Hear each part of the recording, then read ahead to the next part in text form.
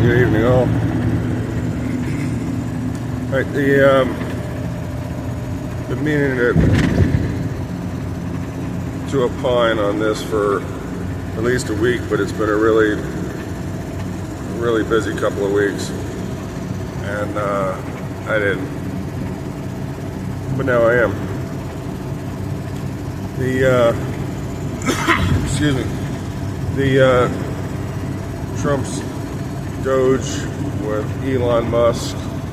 Everybody's getting all up in the air that who's this unelected billionaire that can shut everything down. Well, he can't. He's got the authority to investigate. He's got the authority to make recommendations. He's got authority to look for the fraud. But as far as I know, he doesn't have any authority to do anything about it. He can only make his recommendations. And because Congress handles the purse strings, I guess it's up to them to do something. So that's the first thing I want to get off my mind. The other one is,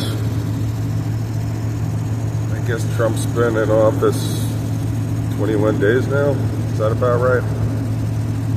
And he's done a lot. And he's got a lot of people really mad at him. And that's fine. That's fine.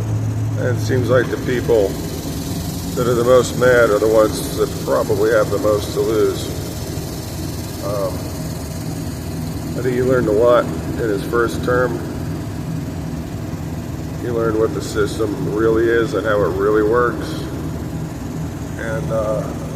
And that's good. And I think he had 4 years to think about it and reflect and replan how he would advance in the second term. I think he's doing it. I think it's pretty good. I think it's a good idea to reverse a lot of the damage that's been done to this country in the last 40-some years. But I doubt that he's going to watch this, but I would really caution him. Richard Nixon kind of did the same thing. He was on the same path. He eked out a pretty slim majority win in '68. And a lot of his programs, a lot of the things he was doing were very successful.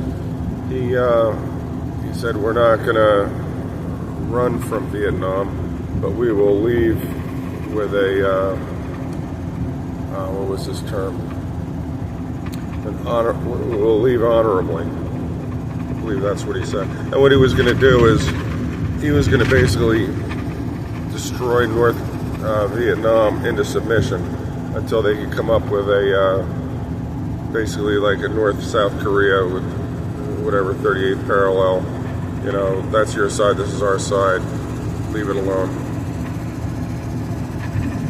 And for the most part, it was working. He really did put the fear of God in them. And a couple times they were actually writing up their surrender papers when the bombings on Hanoi stopped. And then they would file that and they'd go back to business. Congress fought Nixon pretty hard. And but he was getting things done. The press didn't like Nixon. He had nothing to do with Kent State, the shootings on the college campus. The governor called out the troops. He was made aware that they had only been back from Vietnam for a week, and they were kind of they were National Guard troops. They had served the 18 months in Vietnam. They came back, and they were not in a real good, happy form for partying. And things went wrong. And the liberal left, so I guess you'd call them back then, the hippies. Neil Young wrote the song and blamed Nixon, and all of a sudden it was Nixon's fault that the Democrat governor called out National Guard troops that were fresh out of a war that Lyndon B. Johnson, Democrat, made into a complete shit show. And these guys being all tweaked up, and next thing you know, people got shot or died. The press wasn't very good to Nixon. But his cardinal sin, the biggest mistake Richard Nixon did that destroyed him,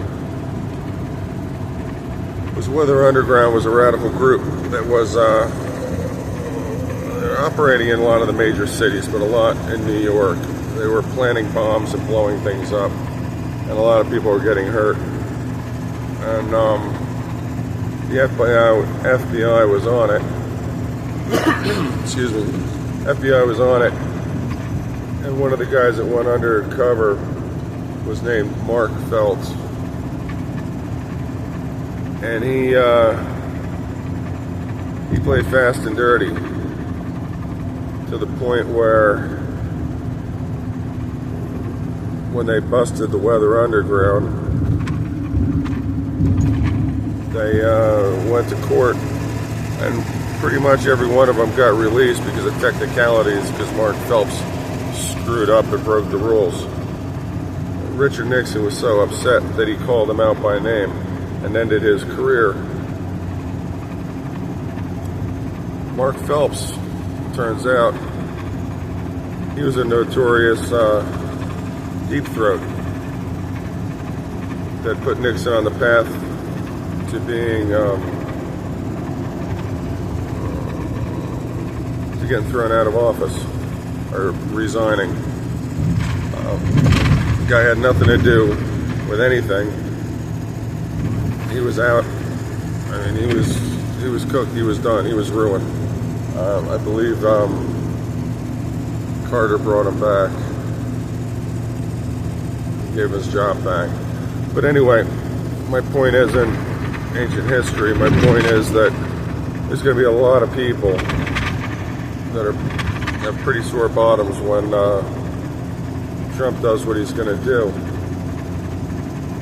And any one of them can come out and say anything to anybody, and I'm sure, just like Woodworth and Birdstein, two bright-eyed little shit for brains that didn't verify anything, they just took it and ran with a sensational story that was all bullshit. But I'm sure there's a lot of them out there right now that are more than willing to do that. I mean, look at the last 12 years. You know, news anchors just getting up there and spewing garbage and repeating garbage after it's proven to be garbage. When the report comes out, when the studies come out, when everything comes out, it's all garbage. They're still saying, and what about that time? So I really caution Trump to handle things with kid gloves and not going like a bull in a china shop, because you can either go in a bull in a china shop with a machine gun and start putting bullets in people's heads, and everybody's going to shut up and lay down with their faces on the floor, or you're really opening yourself up. And because you can't go in with a machine gun and put bullets in everybody's heads,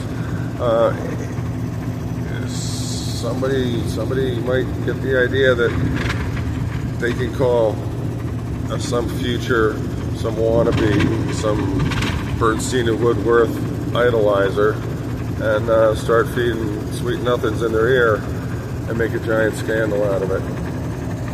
And anyway, those are the two things on my mind. I hope you all have a good night.